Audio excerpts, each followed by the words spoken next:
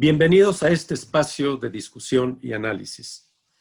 En esta ocasión y las subsiguientes, realizaremos una serie de entrevistas a maestros e investigadores distinguidos de nuestro Instituto Politécnico Nacional. Es difícil seleccionar a quién entrevistar debido a que en la institución existe una gran cantidad de docentes con estas características. Pero sin lugar a dudas, los que aquí vamos a entrevistar son politécnicos de gran conocimiento de nuestra institución, de su vida, de la institución y sobre todo de su futuro. Les prometemos que las opiniones que aquí se van a vertir tienen un gran valor, ya que nuestros entrevistados, además de tener conocimiento de la institución, son gente que ha estado participando permanentemente con opiniones y preocupados por los cambios y el futuro de nuestra institución. Nuestro invitado en esta ocasión es nuestro compañero ingeniero Jesús Pérez Espiridión. Nuestro compañero fue director de nuestra querida escuela ESIME Culhuacán, también subdirector de la misma escuela. Fue coordinador nacional de colegios de estudios científicos y tecnológicos en la Secretaría de Educación Pública, coordinador de la DGETI en el Distrito Federal. La DGETI es Dirección de Educación Tecnológica Industrial de la SEP. También gerente de la formación de recursos humanos en el fideicomiso para el ahorro de la energía llamado FIDE. Actualmente, ya a través de muchos años, ha sido profesor del ESIME Culhuacán, profesor de tiempo completo.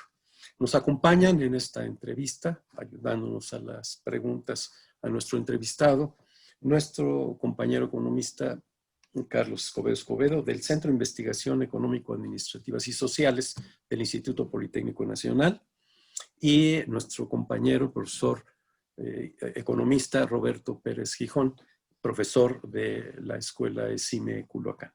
Bueno, sin más preámbulo, le daremos la palabra a nuestro compañero Roberto para que inicie con estas preguntas a nuestro entrevistado. Por favor, Roberto, muchas gracias. Gracias, Rafael. Me entusiasma la oportunidad de participar en este ejercicio. Un ejercicio que se da en un tiempo interesantísimo, tanto en el ámbito internacional como en el ámbito nacional.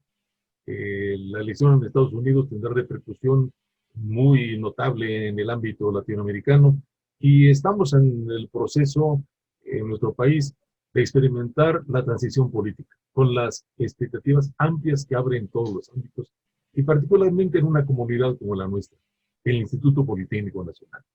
Creemos que es una oportunidad que se abre para que nuestra comunidad reflexione sobre lo que ha sido el Politécnico en la historia de nuestro país y especialmente lo que puede ser ante la posibilidad de que el cambio tecnológico venga a redefinir nuestros espacios de formación de investigadores, técnicos, de profesionales que seguirán siendo útiles para la proyección económica del país en un escenario diferente, muy competido, muy complicado. De ahí que, como comunidad, dado el espacio que se abre, porque vivimos experimentando nuevas formas de ejercer la democracia, como comunidad queremos aportar lo que investigadores, docentes, gente de nuestra comunidad puede ofrecer en este ejercicio. Qué bien que empecemos con nuestro compañero Jesús Pérez Espiridión, quien nos dará a conocer su visión. Pero esa visión que él conoce a profundidad del instituto, queremos que él encauce hacia que nos diga cuáles son desde su punto de vista las fortalezas y las debilidades del Instituto Politécnico Nacional en este complejo escenario hacia el que avanzamos como país. Con mucho gusto, muchas gracias, Roberto. Las principales debilidades y fortalezas, o invertido fortalezas y debilidades del Politécnico, sin duda que están insertas dentro de un marco que no puede dejar los principios fundacionales del instituto desde la óptica y la visión del general Cárdenas, como tampoco puede separarse de lo que viene siendo el programa de trabajo del actual gobierno para la Cuarta Transformación, por lo que hablaría entonces de cómo es que se genera el Politécnico, el Instituto Politécnico Nacional, Pero además, ¿cómo puede participar en esta idea de coadyuvar? Porque el Poli siempre ha sido definido como una institución aliada del Estado mexicano. ¿Cómo puede participar ahora el Politécnico en su propia transformación para estar preparado para esta auxilio o esta entrada dentro de su quehacer, que es la educación, en su entrada en la cuarta transformación? También, ¿qué posibilidades tiene el Politécnico hoy, por ejemplo, para poder participar en las necesidades sociales, ya no solamente las enmarcadas en la educación, o sí, enmarcadas en la educación, pero no solo de su propia comunidad estudiantil, sino de más comunidades? ¿Qué podría hacer el Politécnico? Y en este sentido, ha habido todo un proceso desde 2014 para discutir muchos aspectos relacionados con la transformación del instituto a través de un congreso. Entonces me voy a referir dentro de este marco, en principio, a la ideología fundacional desde el general Cárdenas, para pasar a delinear cada una de las fortalezas y debilidades, y después cómo nos insertamos en este proceso de cambio. El Poli tiene más de 80 años de haber sido fundado, y hoy, en una evaluación sobre su quehacer académico y de formación de profesionales, pues es más que positiva. El Poli se funda como una respuesta del gobierno cardenista a la necesidad de formar profesionales y técnicos en actividades requeridas por las industrias y los servicios de ese momento. Se crea con una visión nacionalista y de acuerdo exactamente a los requerimientos tecnológicos, con cierta prospección al crecimiento y al desarrollo de una tecnología propia. ¿Cómo los conforman? Con las escuelas que se fueron agregando. Estas escuelas ya existían y se fueron incorporando, las incorporaron al Poli porque respondían precisamente a estas necesidades. El plan sexenal de Lázaro Cárdenas se cumplimentó con la creación del Instituto Politécnico Nacional, con la idea de dar preferencia a las enseñanzas técnicas que tendían o tienden a capacitar al hombre para utilizar y transformar los productos de la naturaleza a fin de mejorar las condiciones materiales de la vida humana. Un concepto social importante desde la visión del general Cárdenas es que desde la escuela el educando debe interesarse por la vida del país, por sus necesidades, por la manera de satisfacerlas y por los problemas de la sociedad, los que estuviesen a su alcance para resolverse.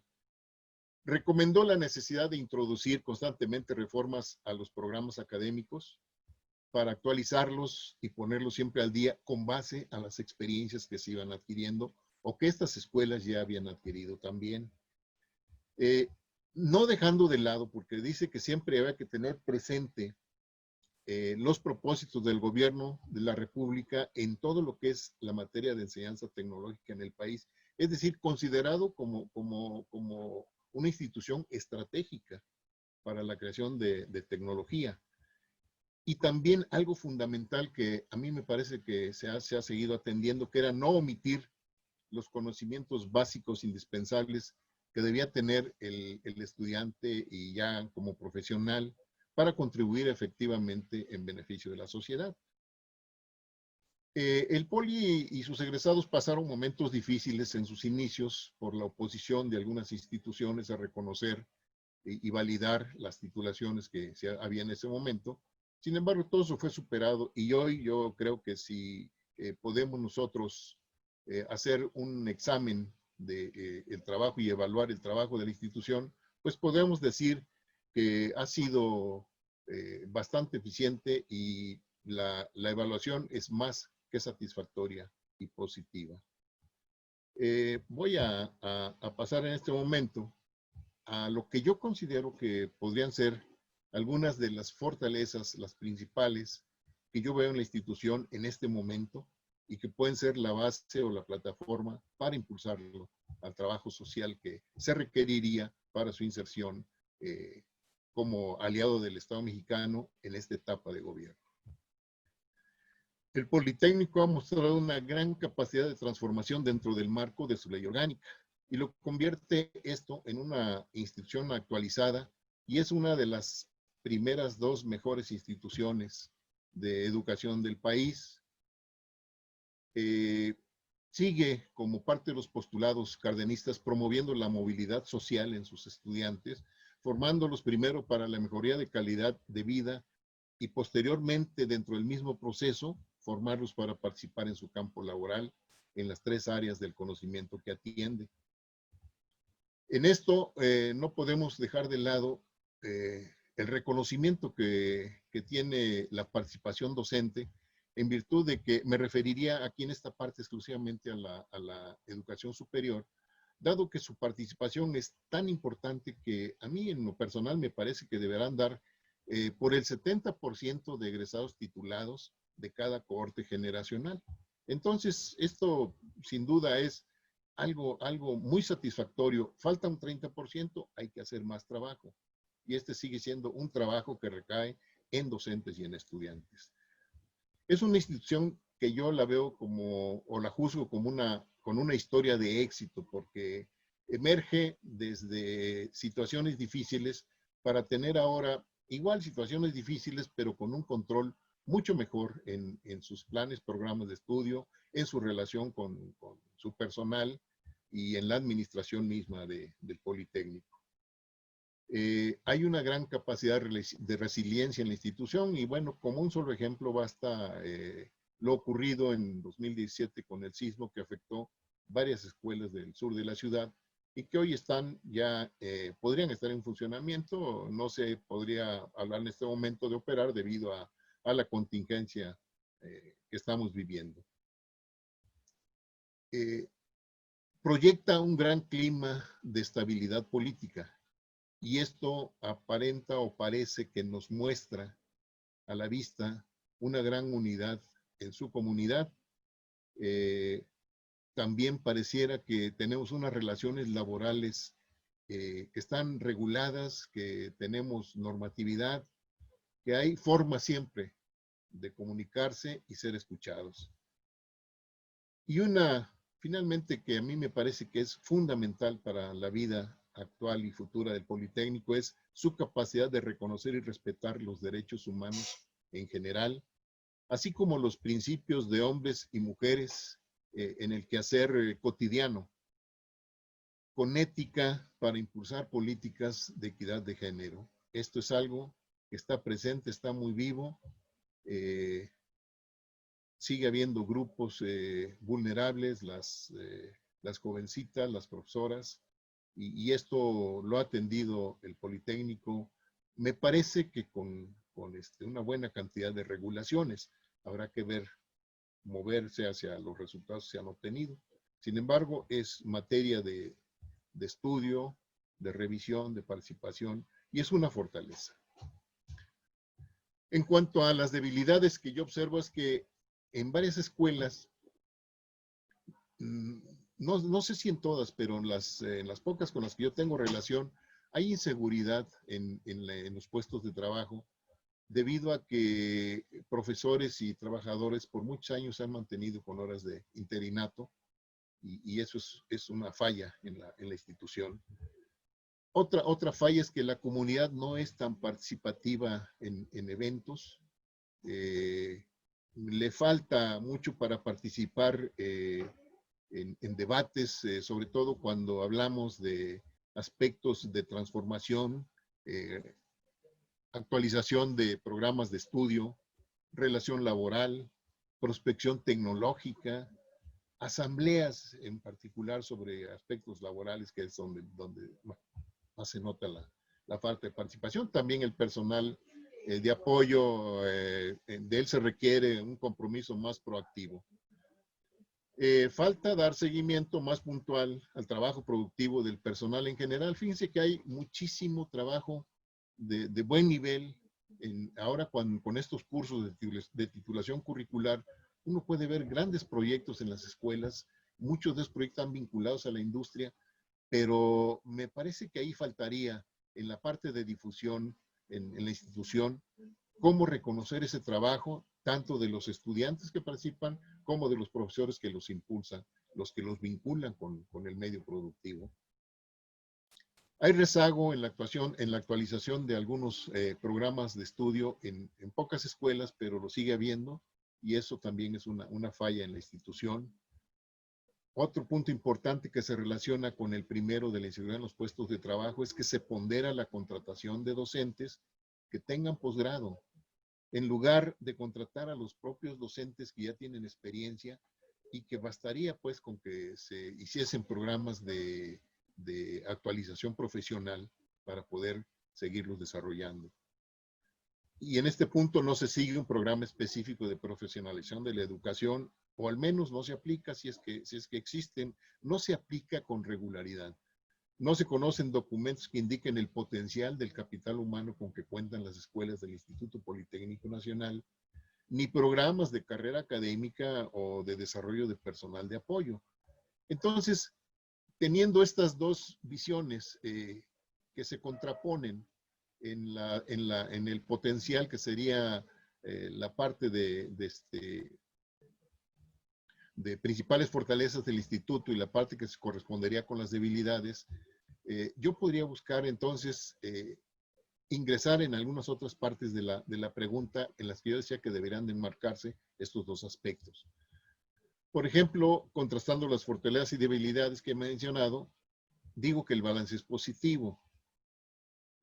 ¿Por qué? Porque sigue formando profesionales con base en los postulados cardenistas, y con base en estos hay que plantear si hoy, en un llamado urgente a participar en el desarrollo del país, como veo que está pasando, es necesaria la participación en el desarrollo, se requiere tal vez una transformación de la institución, y hay que medir de qué tamaño y por cuáles medios debe ser para no provocar tampoco embotellamientos, no provocar cuellos de botella. Hay que buscar ser abiertos, pensar pues de alguna forma que la estructura que hoy tiene el Politécnico responde en forma conceptual y operativamente para hacerlo.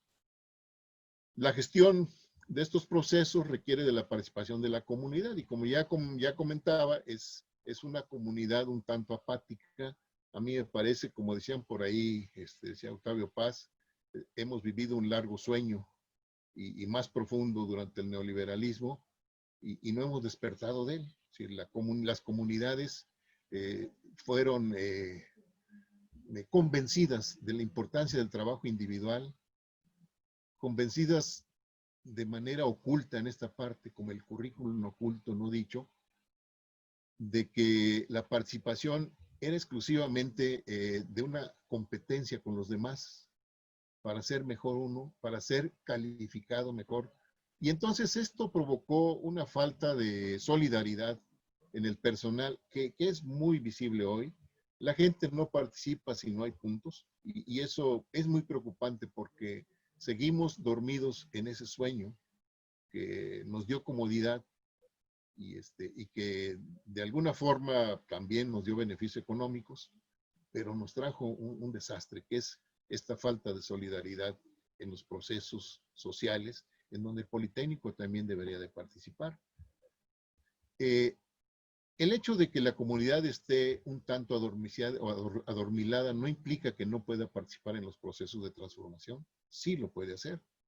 Y es importante entonces en esta parte la participación de líderes locales, que en muchas ocasiones no han sido escuchados por autoridades, no voy a mencionar de qué niveles, pero que han ido suprimiendo su participación.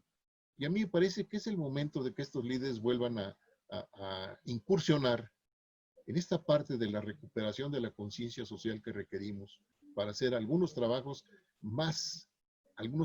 extraordinarios, más allá del compromiso laboral que tenemos con el instituto. Y ya no se trata entonces nada más de los docentes, se trata de las otras comunidades, se trata del trabajo de los estudiantes y se trata del trabajo del personal de apoyo.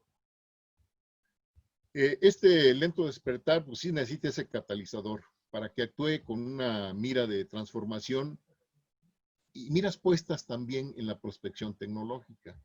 Es decir, que no basta pensar que el Politécnico tiene en sus orígenes una visión social.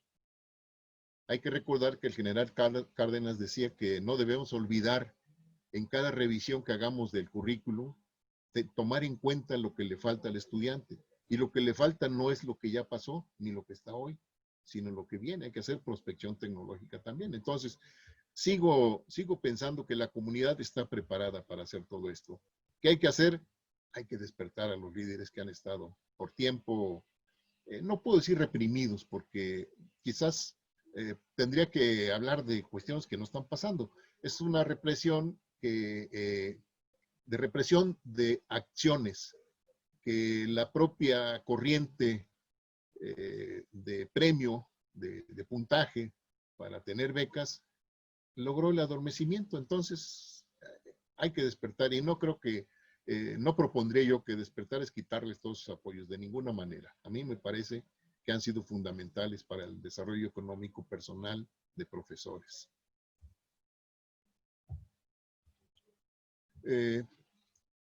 También en este punto de la calificación del trabajo social que debe desarrollar el Politécnico, en conciencia lo que podemos calificar como necesidades sociales para la institución son solamente las del ámbito de su operación, que es en la educación.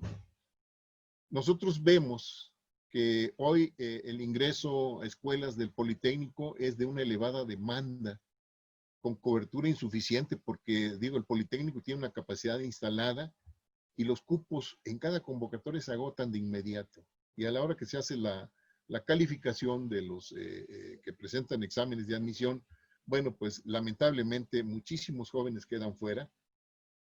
Y aquí tenemos que considerar que nos estamos perdiendo posiblemente de grandes talentos que se quedaron fuera y que no hay manera de recuperarlos porque la vida es tan dinámica, las situaciones económicas y sociales que viven a veces son difíciles y tienen que integrarse en alguna actividad que puede ser un trabajo o algunas otras cosas no recomendables, pero son talentos, son potencialmente talentos, inteligencia que no hemos sabido recuperar ni el Politécnico ni la educación en el país. ¿Cómo podemos coadyuvar a resolver esa situación? Lo podemos hacer de manera parcial.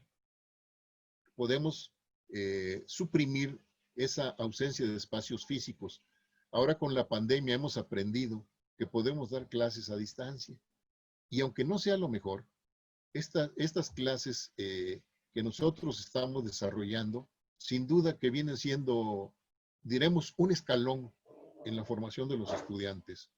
Y podríamos, sin duda, con profesores en conciencia o con conciencia, podríamos desarrollar algunos cursos que yo recuerdo en una visita que me tocó hacer cuando era director. Me tocó hacer esa visita al Instituto de Tecnología de Massachusetts, cómo había cursos que algún especialista dictaba como conferencia en una sala con 300 o más participantes, y que era exactamente en el proceso hermenéutico, era la entrega del conocimiento. Y se iban al salón de clase con profesores que les llamaban ellos repetidores, pero que entonces aterrizaban ese conocimiento para hacerlo comprensible. Es decir, el estudiante empezaba a apoderarse de esa comprensión del conocimiento, de tal manera que podía desagregarlo completamente y hasta generar nuevo conocimiento. Bueno, los resultados de esa institución hablan mucho, ¿no? De un trabajo meticuloso en esa parte. Bueno, nosotros podemos participar humildemente también desde nuestras escuelas con estos instrumentos con los que hoy estamos hablando. Podemos dirigirnos y dar algunas clases de especialistas, clases magistrales en esas universidades que el presidente López Obrador ha ofrecido, que son las universidades del bienestar. Y me parece que podría darse un proceso de este tipo. Y por otro lado, a los profesores que podrían ser los profesores repetidores, también podríamos darles cursos para aterrizar esos conocimientos, usando esta vía también, la vía electrónica. Entonces, sí podemos participar coadyuvando para, en este intento de no dejar que se queden fuera, no dejar que nadie se quede atrás, coadyuvar, decía yo, de manera parcial. Y debemos tomar en cuenta también algo más, que cada vez que se abre un servicio a la comunidad, tiene un costo. Si en este proceso participan profesores con conciencia social, posiblemente esos costos se abatan demasiado y podríamos coadyuvar en la formación de estudiantes. Podríamos llegar, si se cumple en su totalidad la oferta de Internet para todos, podríamos llegar a zonas muy alejadas de las ciudades con estos cursos. Insisto, no es lo mejor la formación a distancia. No hay como la formación presencial. No hay como la manera de estar cara a cara con el estudiante, de que el estudiante nos confronte porque vio en Internet que lo que estamos impartiendo de clase también tiene algunos detalles que ellos vieron que no tocamos. O sea, estar cara a cara es diferente, completamente diferente, y es mejor sin duda. Aquí se requiere apertura porque esta forma de enseñanza ha sido bastante señalada como ineficiente. Y bueno, yo no creo que sea tan ineficiente cuando el Politécnico atiende bastantes cursos en sistema abierto, semipresencial también. Y bueno, podríamos darle esa forma en su momento y en la oportunidad cuando se retire esta situación de pandemia. Yo pienso que esta es una de las formas en las que el Politécnico puede participar socialmente con las comunidades. Es una de las maneras. En su quehacer, en respeto a su quehacer, que es el quehacer académico, podemos trabajar y podemos coadyuvar de manera sobresaliente en la formación de estos jóvenes que también tienen grandes aspiraciones, los que participarían o están participando en estas universidades del bienestar. Y también queda en otra parte, en lo que sería la parte de la transformación, esto lo menciono como parte de algo que podemos hacer, pero sin duda podría ser motivo de una gran discusión en la comunidad para llegar a tomar acuerdos en ese sentido. Y aquí me quiero referir al Congreso Nacional Politécnico, que fue pactado en 2014 entre la Asamblea General de Estudiantes y el gobierno federal de ese periodo. A mí me parece bastante arriesgado pensar en la horizontalización en la toma de decisiones institucionales a partir de la existencia de la verticalidad. A mí me parece que el problema de las decisiones y de la actuación de una administración no depende tanto de las reglas, no depende tanto de... Sí hay una gran dependencia, perdón, aquí en esta parte, una gran dependencia con la transparencia, la austeridad, la honestidad, pero me parecería que en sí podría pensarse que para actuar se requiere de la intervención de terceros. Para tomar decisiones requeriría de la participación de terceros. Y yo creo que en este sentido, entonces, un congreso de esta magnitud debe ser bastante bien planteado. Creo que debe estar basado en un consenso, que no sea una instrucción federal, nada más, o sea, porque puede ser que nos instruyen y se haga a fuerza. Pero a mí me parecería que sería mejor, nuevamente apelando a esos liderazgos locales, que emergiera un movimiento emergente de transformación de la institución, pero desde sus bases docentes, de sus bases estudiantiles y desde sus bases de trabajadores de apoyo a la educación. Me parece que podríamos caer en algunos errores. Hay toda una corriente universal ahorita de lucha por los derechos humanos, los derechos de comunidades, digamos, en defensa de sus acciones, sus actuaciones. Me parece que todo eso sí es fundamental, no dejar de atenderlos, pero siento que es parte de una corriente mundial de una sociedad, por una búsqueda de una sociedad abierta, como se llama una organización en Estados Unidos, que pues sí incorpora aspiraciones que son muy justas en esos grupos vulnerables.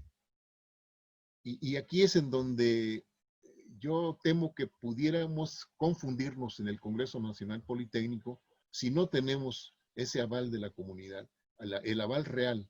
Y hablo de un aval no del 5 o 4%, ¿no? No de 180 estudiantes tomando acuerdos por 4.500 estudiantes para decidir quién va a representarlos. Yo pensaría que debería ser algo mucho más amplio y que no nace de la parte de arriba, porque no es aquí la verticalidad, nace desde el pie y desde ahí debe crecer. ¿Por qué? Porque yo creo en esas acciones. Creo en esas acciones cuando realmente tienen ese fundamento y esa base social para la acción. Yo creo que, no sé, cualquier escuela del Politécnico puede sentarse con sus profesores y estudiantes y trabajadores para definir de manera, no sé, formal o informal, qué es lo que le espera a esa escuela dentro de 5 o 10 años. Pueden hacer prospección y a mí me parece que sería una gran ayuda para este proceso de transformación de las instituciones, porque la enseñanza ahora que ya hemos aprendido a utilizar estas herramientas, me parece que va a ser diferente, ya no va a ser lo mismo cuando regresemos. De alguna manera, yo al principio me resistía un poquito a usar la palabra nueva normalidad, pero de alguna manera vamos a construir otra normalidad diferente a la que ya tenemos. Y entonces, sí, yo pensaría que sí es válido hacer un congreso siempre que tenga esa base social.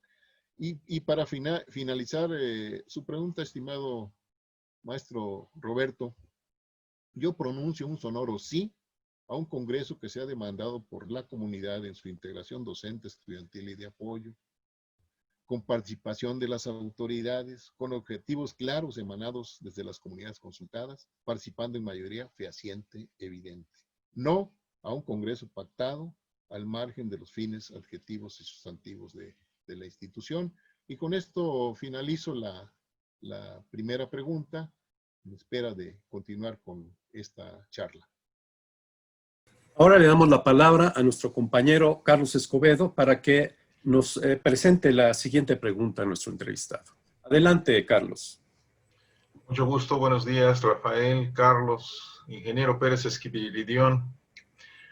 Ahorita que estaba escuchando atentamente su disertación, su punto de vista sobre esta pregunta interesante, de algún modo me hizo recordar aquel cuento brevísimo. Y cuando despertamos del neoliberalismo, el Politécnico aún estaba ahí. Y un poquito quiero ligar esto porque en el transcurso de la semana hubo la oportunidad por esta vía electrónica del Zoom, de escuchar al subsecretario Luciano Concheiro Borges en su participación en un muy interesante coloquio sobre la educación y particularmente la educación superior. Hizo una serie de consideraciones sobre muchos puntos que considera la 4T, el nuevo gobierno que está en funciones, respecto de las consideraciones que tiene sobre lo que es la educación superior, el proceso que se está llevando a cabo para la configuración de una nueva ley general sobre la educación superior, y particularmente hizo hincapié en el asunto de la cobertura. Él decía que parten de la idea de que hay una deuda histórica, creo que fue ese el término que utilizó, una deuda histórica con el pueblo de México, en particular con la educación superior, respecto de quienes han solicitado ingresar a la educación superior pública y por algún motivo, por alguna razón, no han tenido la oportunidad de ingresar. Él decía que un esfuerzo importante en este momento iba a ser continuar con el esfuerzo por ampliar el cupo de las instituciones de educación superior. Yo sobre eso quiero preguntarle, ingeniero, ¿cómo ve esta situación? ¿Hay oportunidad de ampliar el cupo en el instituto? ¿Cuáles son las medidas que usted ubicaría para avanzar en esta dirección, pues tan importante que mencionó el subsecretario Concheiro en esta participación? Esa es mi pregunta. Tienen un límite para el cupo y esa es la capacidad instalada. El Politécnico pues no se salva de esto. Es decir, estamos hablando en este momento de la educación presencial. Sin embargo, ¿de qué manera podríamos nosotros coadyuvar en abatir precisamente este problema del rechazo al ingreso estudiantil, este problema de dejar fuera una gran cantidad de estudiantes que a la vez que se quedan fuera, ya se quedan atrás de los demás, ya no tienen oportunidades si es que las instituciones que hoy tienen una capacidad instalada no despiertan con esa conciencia social de poder hacer ofertas tal vez diferentes y tal vez no tan eficientes, pero sí ofertas que podrían poner en operación. Por ejemplo, el Politécnico tiene representaciones en varios estados, 23 si no mal recuerdo, de la República, y a través de ellos podría hacerse alguna oferta educativa en tecnología. Por ejemplo, en los centros de capacitación que hay alrededor del país, aunque en estos centros generalmente están más orientados a dar capacitación a gente que ya concluyó, a profesionales que ya están trabajando y que requieren alguna actualización, pero se podría, perdón, para esa capacitación no tienen ellos a los docentes completos, entonces invitan a profesores de diferentes escuelas del instituto o profesionales de alguna empresa a dar estos cursos a los egresados. Podría ver que se derivara una parte de esa acción para formación a nivel superior. Me parece que tendría que ser esta parte, quizás en 2 etapas. Una formación con salida técnica, profesional técnico, pues con posibilidades como propedéutico para seguir el curso y terminar una carrera. Quizás no sería en los espacios que tiene la institución en los estados, porque generalmente son oficinas y rentan en algunas ocasiones las aulas en las que van a dar los cursos. Entonces sí es importante pensar en esa posibilidad de transformar parte del servicio de estos centros para poder ofrecer estos cursos en una modalidad en la que creo que fue la que le costó la cabeza a la doctora Yorosochitl, que era para dar salidas laterales, y a mí me parece que previamente esto tenía un reglamento general de estudios que al no ser muy bien manejado por los maestros y los tutores, confundían mucho a los estudiantes, de tal manera que llegaban a algún punto de su formación en donde se daban cuenta que debían asignaturas, tenían que regresarse y el periodo de término de la carrera se les iba reduciendo y habían salidas laterales, se podía dar una titulación para técnico profesional o profesional técnico. Podríamos tal vez apelar para este caso, no para el caso de los alumnos aceptados ya regularmente en el instituto. Para este caso, a coadyuvar, a reducir en parte esta situación de falta de espacios. Y se podría hacer, insisto, de manera también virtual, como lo estamos haciendo actualmente debido a la pandemia. Entonces, en este caso también, estoy hablando con 2 economistas, hay que hablar de inversión y de servicios, de apertura de servicios, y hay que medir también las fuerzas basadas precisamente en estos apoyos. Quizás con una buena formulación de un proyecto, con toda la asesoría de personal preparado como también economistas, no solo ingenieros y médicos según el área de conocimiento, contadores públicos, etcétera. Un buen proyecto que se pudiera presentar a la Presidencia de la República. Quizás asociado, no para abrir escuelas, quizás asociado a las universidades del bienestar. Un proyecto de ese tipo, que pudiese contar con profesionales regionales de la localidad, de manera, solo por término de proyecto, ¿no? Cada ocasión es un proyecto, cada vez que participan es un contrato, es decir, que no sé, puedo pensar que no hubiese incluso ni el problema de la basificación que luego lleva al poli a otras situaciones de conflicto. Esa sería una posibilidad, abrir esos convenios con las universidades del bienestar apoyados en la experiencia que ya tienen en los centros de capacitación, orientados en 2 etapas, que sería una etapa como técnico profesional y otra etapa como profesional ya titulado. Entonces, esa sería una forma. La otra la voy a mencionar porque a mí me parece que es fundamental la de formar a los docentes que dan clases en esa Universidad del Bienestar en algunos temas muy específicos.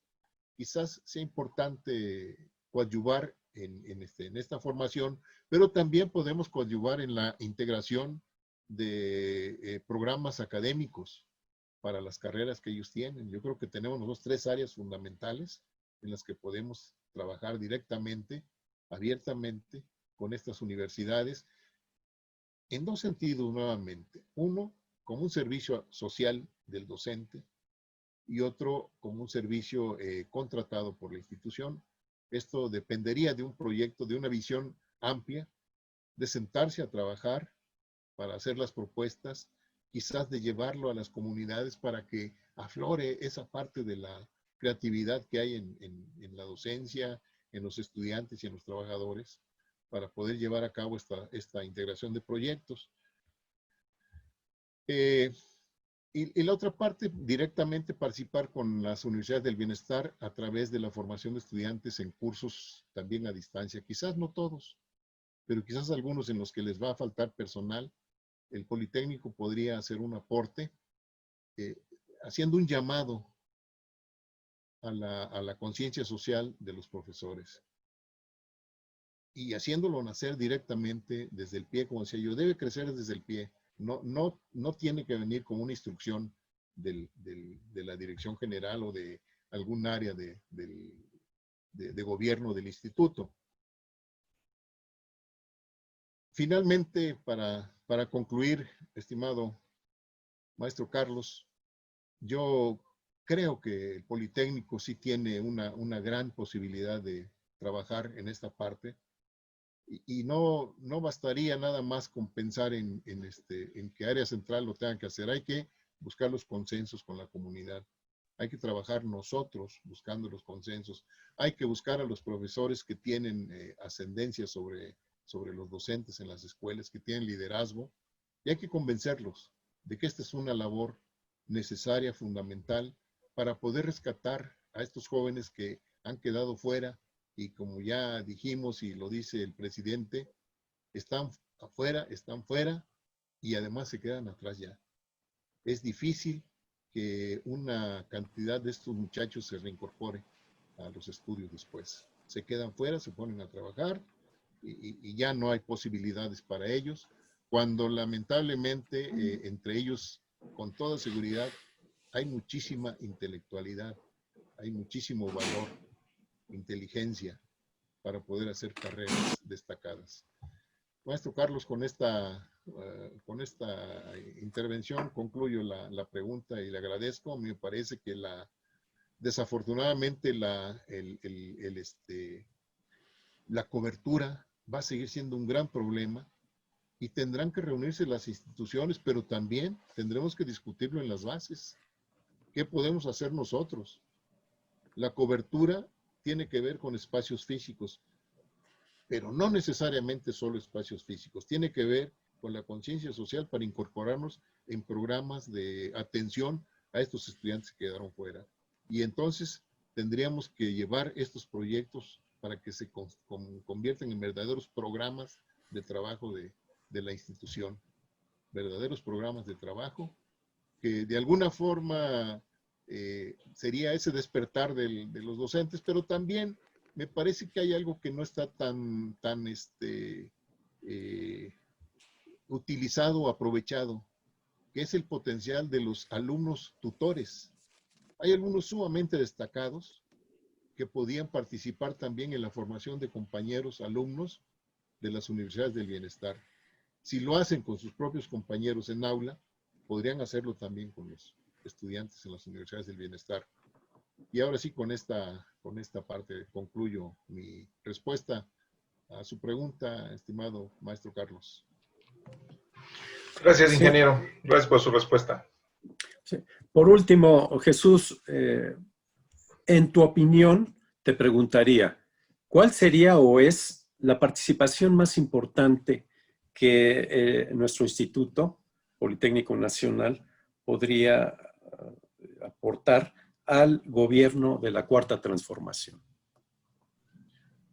Me parece que se requeriría un marco para dar una respuesta más o menos eh, íntegra sobre la pregunta, un marco que contemple los principios individuales que cada uno de nosotros exhibimos en sociedad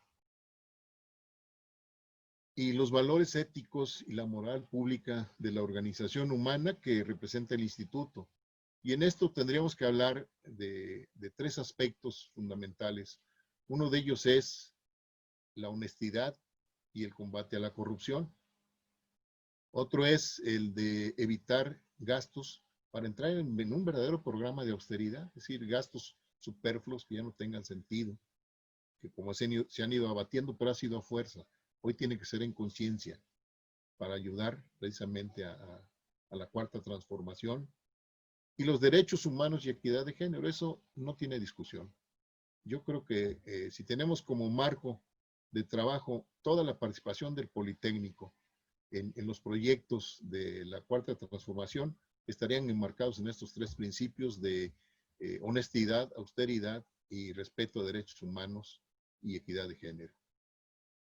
Con esto nosotros podríamos convocar otra vez desde las bases al trabajo en proyectos. Hay muchos profesores que trabajaron mucho tiempo en la industria y ahora son profesores en la escuela de tiempo parcial generalmente. Están de tiempo parcial la mayoría de ellos. Y me parece que no estarían interesados en continuar algún estudio de posgrado. Sin embargo, si se les presentan oportunidades como estas para participar en los proyectos actuales del gobierno, yo creo que estarían bastante interesados. Hay jóvenes profesores muy desarrollados, con mucha relación en Canacintra, que se han ido enterando de cómo llevar a cabo un proyecto, cómo gestionar los proyectos, cómo participar en la innovación tecnológica. Es decir, hay muchísimas cuestiones y les faltaría quizás un empujoncito para que esta parte práctica que ya tienen se confronte en estos proyectos que hoy el gobierno ha puesto en beneficio de la sociedad, como el Tren Maya, el tren transísmico, el programa energético, el tren de enlace al aeropuerto, el propio proyecto del aeropuerto Santa Lucía, en donde sin duda la ingeniería, la economía, la contabilidad, la medicina, tienen un gran espacio de participación.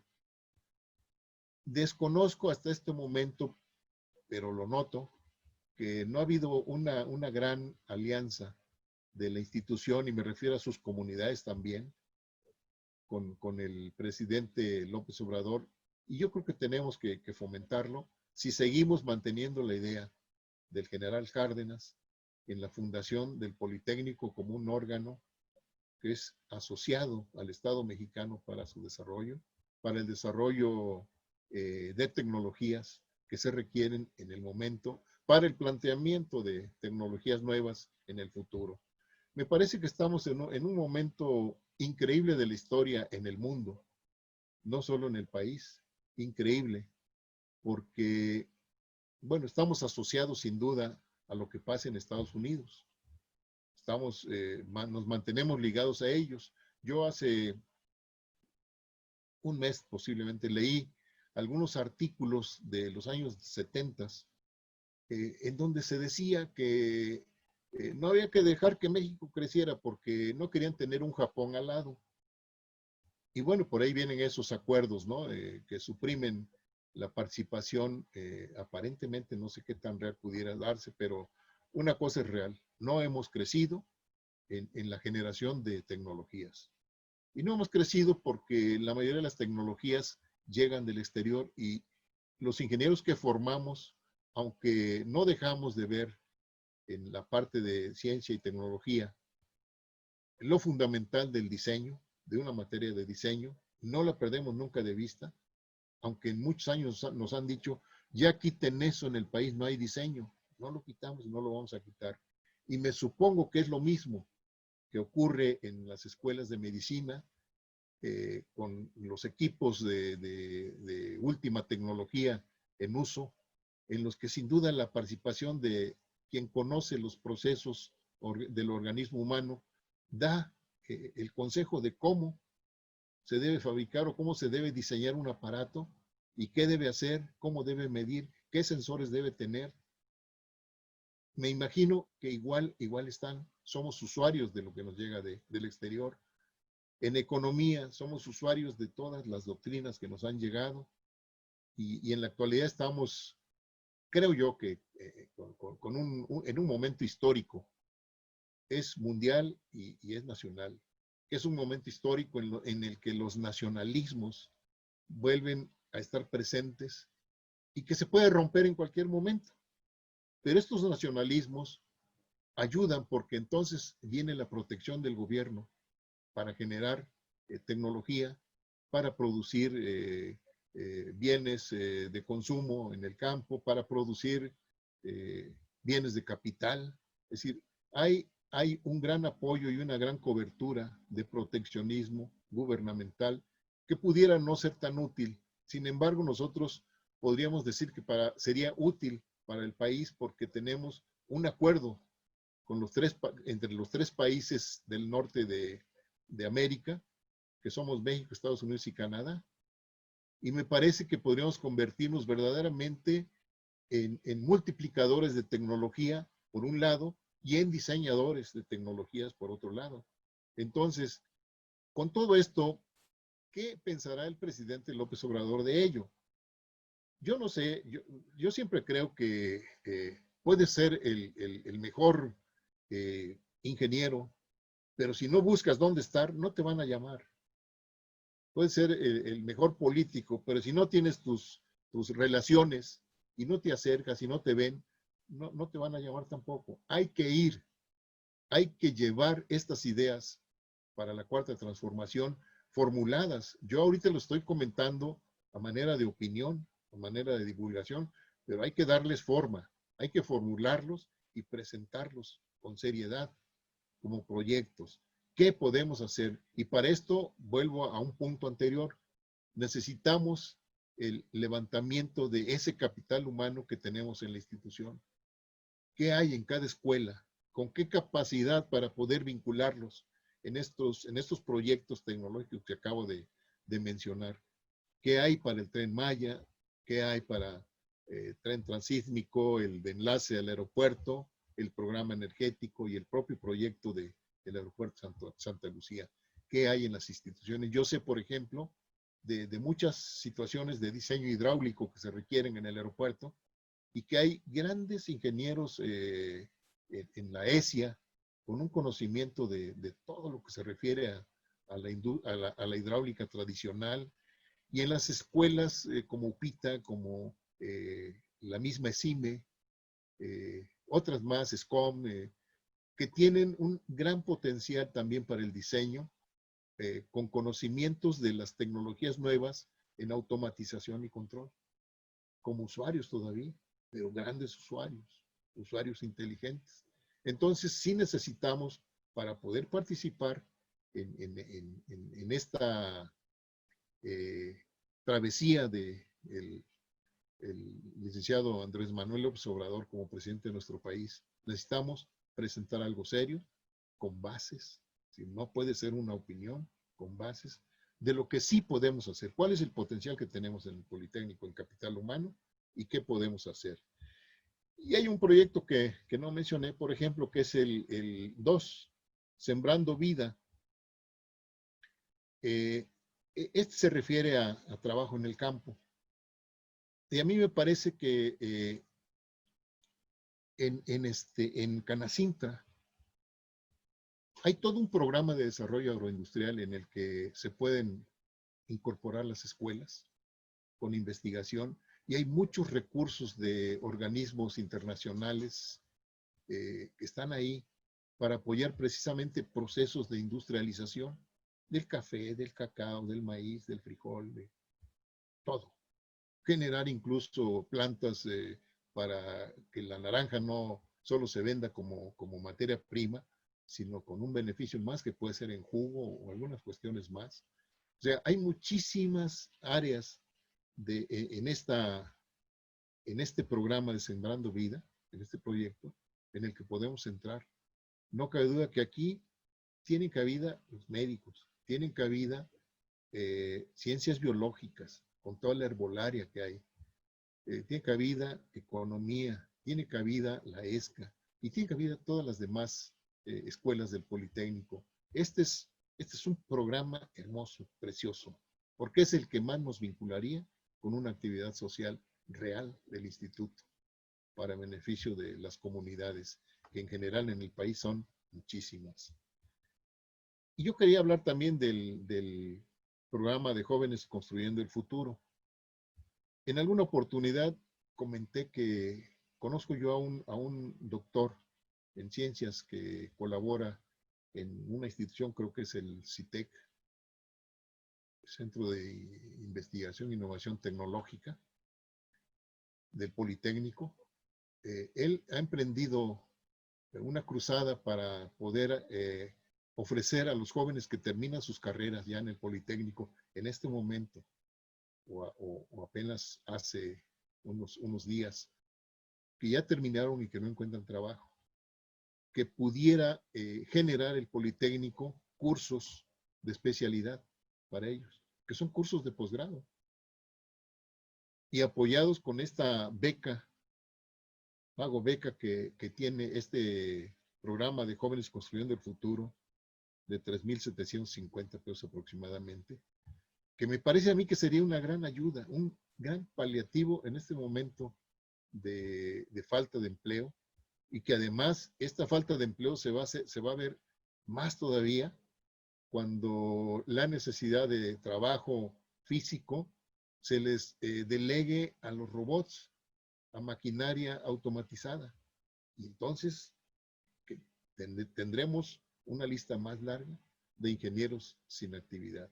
Necesitamos prepararlos para el manejo de esa maquinaria, para el diseño de esa maquinaria, y también, ¿por qué no pensar que en el diseño ellos vean en prospección qué tecnología es aplicable para poder mejorar con lo que están trabajando? Entonces, todos los proyectos del presidente, todos son alcanzables por el Politécnico. En todos hay posibilidades de participar. Y yo con esto concluyo. Me parece que el llamado del presidente a la nación en muchos casos es rechazado, porque piensan que solo es política. En realidad, él es un gran político. Mis respetos. Es un hombre que si habla lento es porque lo está pensando. Está buscando en dónde acomodar cada palabra. Que si no ha delineado él una parte, digamos, técnica de un proyecto, es el presidente. Tiene una cantidad enorme de asesores para hacerlo. Que debemos asistir a ese llamado como institución. Que debemos asistir también como docentes, o asistir como trabajadores o como estudiantes. Yo creo que es hora de devolverle al país lo que nos ha dado. Y hablo de esto, hablo a los politécnicos, lo que el país nos ha dado. Y que decimos que nos lo debe dar porque es su obligación, porque nuestros padres, así decíamos de jóvenes y así lo dicen ahora, nuestros padres están pagando un impuesto del que sale el sueldo de los profesores y todo el dinero que sostiene a la institución. Es cierto, es cierto, es cierto. Pero eso no implica que nos olvidemos de esa conciencia social que necesitamos readquirir. Necesitamos renovar, hacer un nuevo planteamiento de qué queremos ser, comprometernos al cambio, pero que el cambio empiece en nosotros mismos. Si no busquemos que cambie el de enfrente, que cambie el que manda, que cambie el profesor para que me den por calificación. Yo creo que el llamado es a un llamado de conciencia integral por el bien del país. y en respuesta y en respeto a lo que el Politécnico nos ha dado. Yo con esta parte concluyo mi participación y respuesta a la pregunta. Me ha parecido un ejercicio fundamental y me parece que sin duda dejo muchísimas cosas sin tocar. El tiempo a veces nos limita, pero sí hay muchísimo más que comentar respecto a qué podemos hacer los politécnicos por coadyuvar en la cuarta transformación, en la transformación del país. Tenemos que luchar por esos espacios. Tenemos que luchar. No esperemos que nos llamen, hay que ir y presentar opciones de trabajo, opciones de participación. Hay que buscar en esa encuesta de capital humano, es fundamental también tenerla. No podemos ir y decir que tenemos gente preparada para trabajar en obra hidráulica si solamente lo tenemos en los programas de estudio. Hay que ver que tengamos en el personal capital humano que se haya desarrollado en esas áreas o en otras muchas más, igual en medicina, igual en economía, igual en la ESCA. Con esto concluyo, maestro Guerrero, y les agradezco mucho esta invitación y el deseo que yo tenía de participar en una entrevista de este tipo, que a mí en lo personal me parece muy motivacional, con la idea de que podemos hacer mucho por esta transformación del país. Muchas gracias. Para terminar, te expresamos nuestro agradecimiento por tu excelente intervención, estimado Jesús. También así agradecemos a los que nos ayudaron a la coordinación de esta entrevista, nuestro compañero Carlos, nuestro compañero Roberto. Estas opiniones tienen el interés de favorecer el debate de las ideas que necesita nuestra institución, sobre todo en estos tiempos tan difíciles, y de definiciones. Les agradecemos a todos ustedes por su atención y en espera de que pues, nos favorezcan viendo este tipo de entrevistas con su participación y sobre todo con la difusión de estas mismas. Sin otra cosa que tratar por esta ocasión, les agradecemos su atención y hasta luego. Muchas gracias. Sí, muchas gracias también. Buen día.